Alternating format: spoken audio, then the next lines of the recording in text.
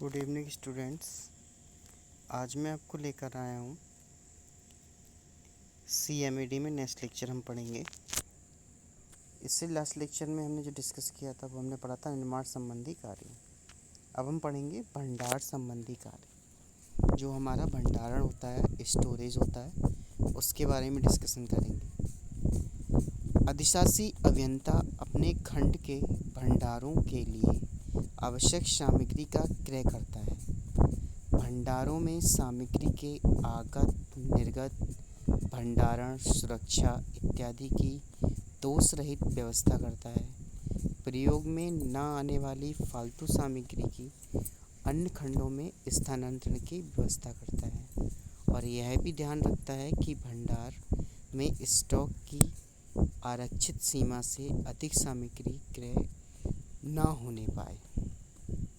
औजारों तथा मशीनों के लेखों की जांच करता है और बेकार नष्ट हुए सामान को बट्टे खाते राइट ऑफ में डालने की कार्रवाई करता है। तो हमने जो स्टोरेज किया है, अगर वो एक्स्ट्रा मटेरियल है, बच रहा है, तो उसे हमें दूसरे खंड में स्थानांतरण कर देना चाहिए। नेक्स्ट है निरीक्षण तथा अनुरक्षण संबंधी कार्य।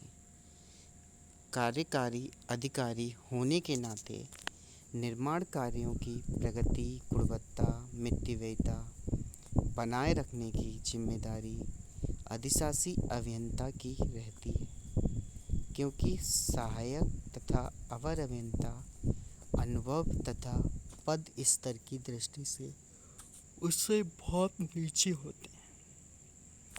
ठीक, अधिशासी अभियंता को नियमित रूप से दौरे कर अपने खंड में स्थित सभी नए पुराने कार्यों का निरीक्षण करना चाहिए। अनुरक्षण संबंधी आवश्यक निर्देश देने चाहिए। अधिशासी अभियंता यह सुनिश्चित करेगा कि निर्माण कार्य विभागीय विशिष्टियों के अनुसार हो रहा है और ठेके की शर्तों के सही रूप का पालन कर रहा है या नहीं कर रहा। वह कार्य की प्रगति तथा निरीक्षण की रिपोर्ट निर्धारित अंतराल पर अपने उच्च अधिकारी को भेजेगा। ठीक, जो अपने से ऊपर अधिकारी। फिर है हमारा असिस्टेंट इंजीनियर। असिस्टेंट इंजीनियर के बारे में आप जानते ही हैं। सहायक अभियंता उपखंड का मुख्य अधिकारी होता है।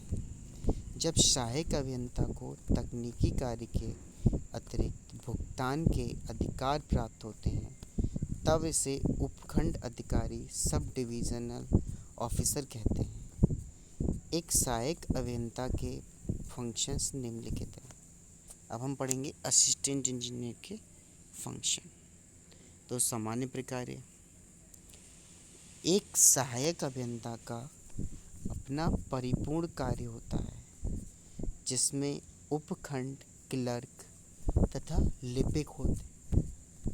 इसके अधीन 3 से 5 अवर अभियंता होते हैं, जिनके कार्यों की वह जांच पड़ताल करता है। सहायक अभियंता उपखंड के कार्यों के लिए अधिशासी अभियंता के प्रति उत्तरदायी होता है। सरकारी विभागों में यह मौके का राजपत्रित अधिकारी और निर्माण तथा भुगतान कार्यों में इसकी आख्या सर्वदा सत्य, विश्वसनीय तथा आपत्ति रहित मानी जाती है।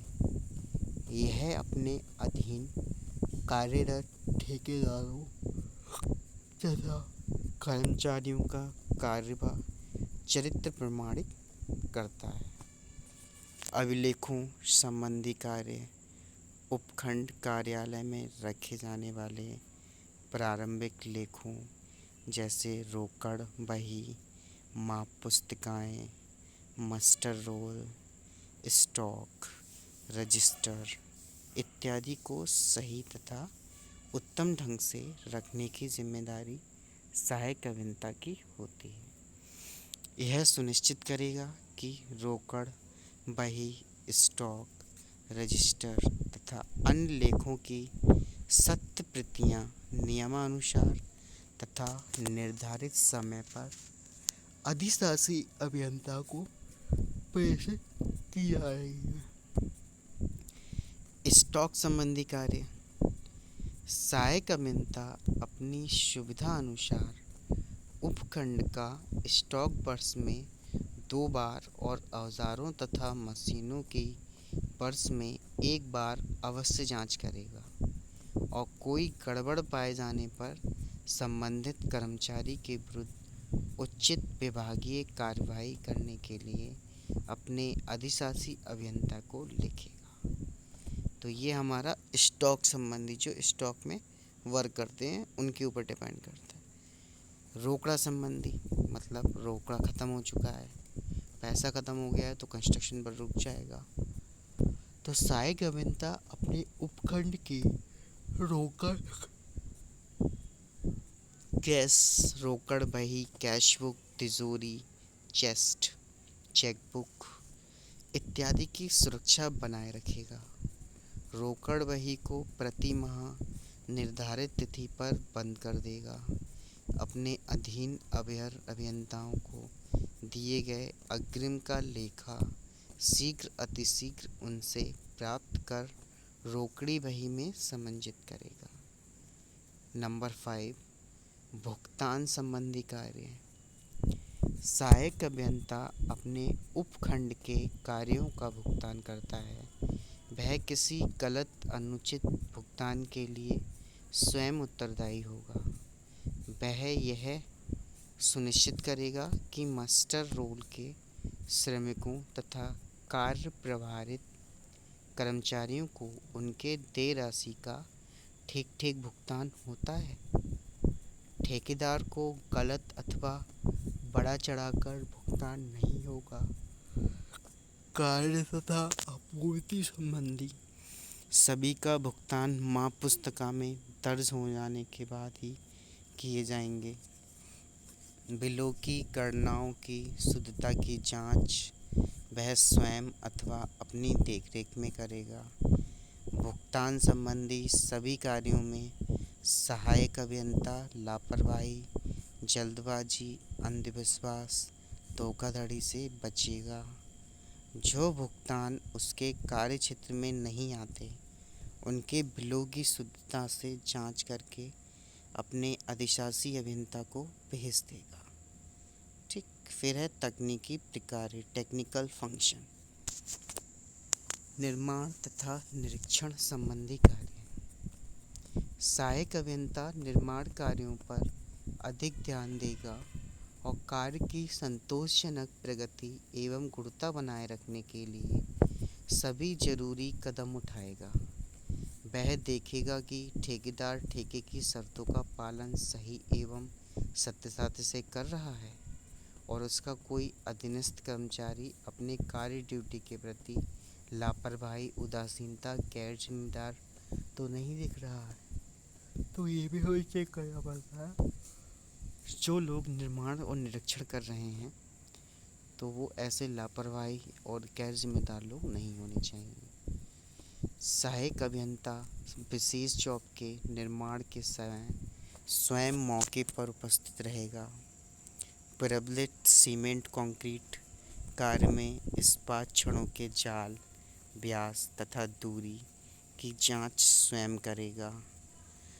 अवर अभियंता की माप पुस्तिका में दर्ज पैमाइशों की निर्धारित प्रतिशत की जांच पड़ताल करके अपनी जांच माप पुस्तिका CMB में दर्ज करेगा। प्रमाणिक माप पुस्तिका SMB का वर्ष में 1 बार अवश्य निरीक्षण करेगा। ठीक, फिर है सर्वेक्षण कार्य संबंधी कार्य। सहायक अभियंता महत्वपूर्ण कार्यों के सर्वेक्षण तथा निशानदेही की जांच करता है। ट्रिपल तलीक्षण, ट्रिपल लेबलिंग कार्य में वह स्वयं एक घटक का कार्य करेगा। एक सुदक्ष अभियंता वही होता है जो निर्माण स्थल पर तथा कार्यालय दोनों जगहों पर अपना प्रभुत्व बनाए रखे। दौरे, विजिट्स। सहायक अभियंता को अपने खंड में स्थित इंजीनियर कार्यों जैसे सड़कों, नहरों, पुलों, भवनों, जलीय संरचनाओं का मौके पर स्वयं जाकर समयबद्ध निरीक्षण करना होता है। अवर अभियंताओं के कार्य की प्रगति तथा उनकी कठिनाइयों को मौके पर जाकर अधिक बेहतर ढंग से समझा जाना जा सकता है। अपने दौरे के समय वह मास्टर रोल पर कार्य कर रहे श्रमिकों की उपस्थिति की भी जांच करेगा। सहायक अभियंता को अपने सभी सरकारी दौरों का ब्यौरा रखना चाहिए और किसी भी गंभीर घटना के घटित होने पर अविलंब अधिशासी अभियंता को सूचित करना चाहिए। जो हमारा अधिशासी अभियंता है, कोई दिक्कत होती है, कोई परेशानी होती है, कोई दुर्घटना घट जाती है, तो हमें अधिशासी अभियंता को तुरंत सूचित करना चाहिए, देर नहीं करनी चाहिए और आवश्यक होने पर जिला प्रशासन की सहायता भी लेनी चाहिए। अपने दौरे के समय यदि उसे सरकारी भूमि पर कोई अवैध कब्जे की सूचना मिलती है अथवा दिखाई पड़ती है तो वह उसे हटाने के आदेश देगा। ठीक है। इसके बाद है हमारा जूनियर इंजीनियर अवर अभियंता। अवर अभियंता जहां अपने अनुखंड का प्रभारी होता है वहां मौके का अधिकारी भी होता है।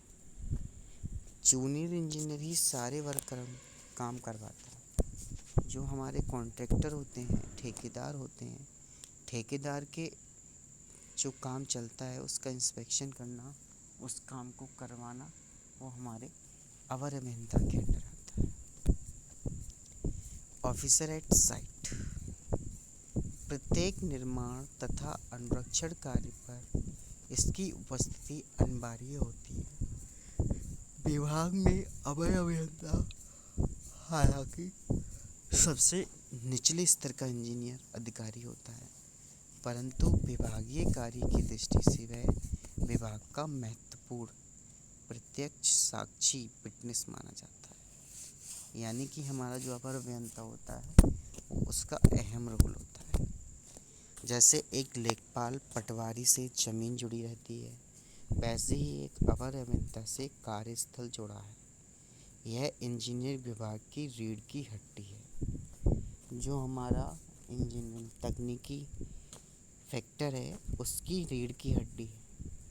वह विभाग के उच्च अधिकारियों तथा निर्माण एजेंसी, ठेकेदार, श्रमिक के मध्य एक कड़ी का कार्य निभाता है। एक अभियंता को अनगिनत सरकारी कार्य निपटाने होते हैं और ढेर सारी ड्यूटी करनी पड़ती है। नए निर्माण कार्यों के प्रति, अनुरक्षण कार्यों के प्रति, सर्वेक्षण, एस्टीमेट, भंडार, स्टॉक, ठीक है, भंडार, स्टॉक, सड़क गिट्टी, भौतिक सत्यापन, अग्रदाय, मास्टर रोल, निरीक्षण गृहों की देखभाल तथा किराया वसूली, अनधिकृत कब्जों, पैमाइशों, बिलों को बनाना, श्रमिकों को प्रबंधन, उनका भुगतान, अधिकारियों के दौरे के समय उपस्थित, रेलवे विभाग से माल छुड़ाना, दुर्घटना होने पर मौके का अधिकारी होने के नाते आवश्यक कार्यवाही करना। ऐसे ही अनेक कार्य उसकी ड्यूटी में आते हैं और बहुत सारे वर्क होते हैं जो सिर्फ और सिर्फ हमारे इंजीनियर के हाथ में होते हैं, जूनियर इंजीनियर के हाथ। तो एक अवर अभियंता को सार्वजनिक निर्माण विभाग भवन एवं सड़कों में लगभग 100 किलोमीटर लंबाई के सड़कों और सिंचाई विभाग में लगभग 110 किलोमीटर नहरों व 50 किलोमीटर बरसाती नालों के अनुरक्षण का कार्य देखना होता है। तो खंड कार्यालय का व्यवस्थापन, सेटअप ऑफ डिविजनल, ठीक है, सेटअप ऑफ डिविजनल ऑफिस। लोक निर्माण विभाग में खंड कार्यालय अधिशासी अभियंता के अधीन होता है। इसमें निम्नलिखित शाखाएं होती हैं: पत्र व्यवहार शाखा, करस्पॉन्डेंशन ब्रांच, लेखा शाखा अकाउंटेंट ब्रांच, ड्राइंग शाखा ड्राइंग ब्रांच, राजस्व शाखा रेवेन्यू ब्रांच। यह शाखा केवल सिंचाई विभाग में होती है। इन शाखाओं में संपन्न होने वाले कार्यों का विवरण निम्नलिखित है। पत्र व्यवहार शाखा। इस शाखा का प्रभारी मुख्य लिपिक हेड क्लर्क होता है, जिसके अधीन अशु लिपिक तथा कई लिपिक होते हैं। खंड का सभी पत्र व्यवहार इसी शाखा द्वारा होता है। पत्र व्यवहार शाखा खंड कार्यालय का अन्य कार्यालयों से संपर्क बनाए रखती है। इस शाखा में खंड के सभी आवश्यक अभिलेख रखे जाते हैं।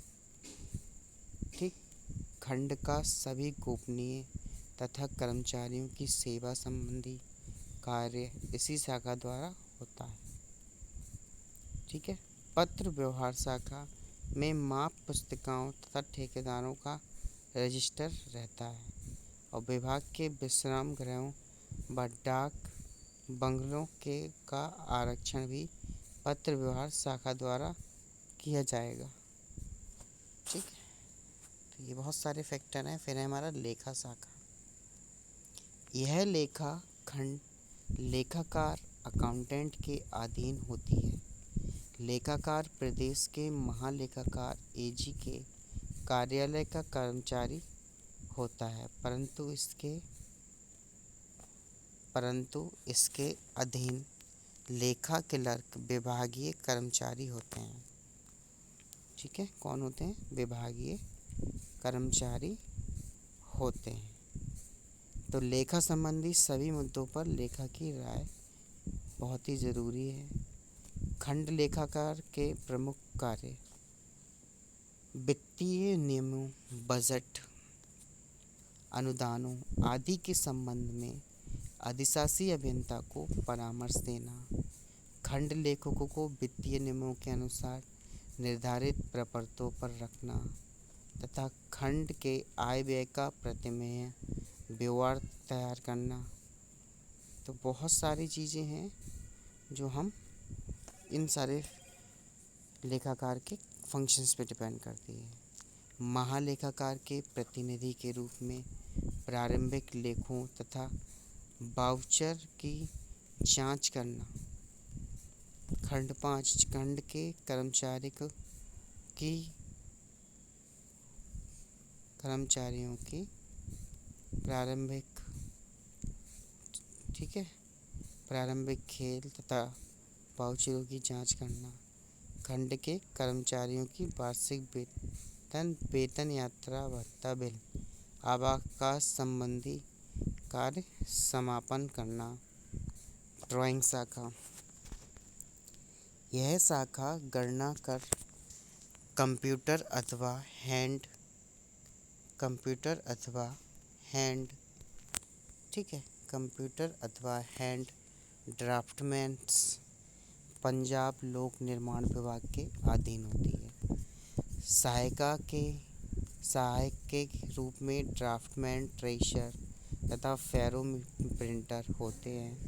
शाखा में नई परियोजनाओं तथा अनुरक्षण संबंधी, ठीक है, नक्शे, एस्टीमेट तैयार किए जाते हैं।